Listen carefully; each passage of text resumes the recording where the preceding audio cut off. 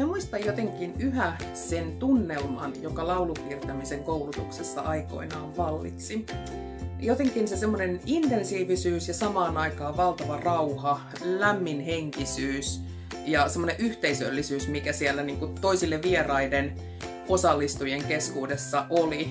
Ja se on jotenkin helppo näin jälkikäteen ymmärtää, kun miettii niitä osasia, mistä se koulutus koostuu. Aika moni tulee ehkä laulupiirtämisen koulutukseen sillä ajatuksella, että en osaa piirtää tai en osaa laulaa. Ja yhtäkkiä siellä saakin tajuta, että hei, osaan kumpaakin. Ja tosiaan se sellainen lämmin henkisyys ja sellainen fiilis, mikä niin kuin varhaiskasvatuksen opettajana siellä sai, että nythän me ei puhuta laulusta eikä me puhuta piirtämisestä, vaan me puhutaan koko ajan varhaiskasvatuksesta. Niin se oli jotenkin tosi vahva semmoinen muistijälki ottaa sieltä koulutuksesta mukaan. Mun kokemus laulupiirtämisestä lapsiryhmän kanssa on hyvin samankaltainen kuin se tunnelma, joka siellä laulupiirtämisen koulutuksessa aikoinaan oli.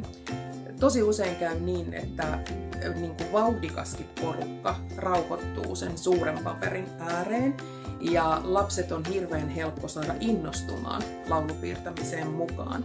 Ja mikä on mun mielestä niin kuin ihanaa, niin on se, että tosi nopeasti sieltä alkaa tulee sitä onnistumisen iloa ja ylpeyttä omasta tekemisestä. Kato Ope, mitä mä piirsin, kato mikä tähän tuli ja ihaillaan sitä omaa ja muiden tekemistä. Että se laulupiirtämisen tunnelma lapsiryhmässä myöskin, niin se on semmoinen ihanan yhteisöllinen, mutta siinä on samaan aikaan sellainen ihana jokaisen yksilön onnistumisen ilo ja ylpeys myöskin läsnä.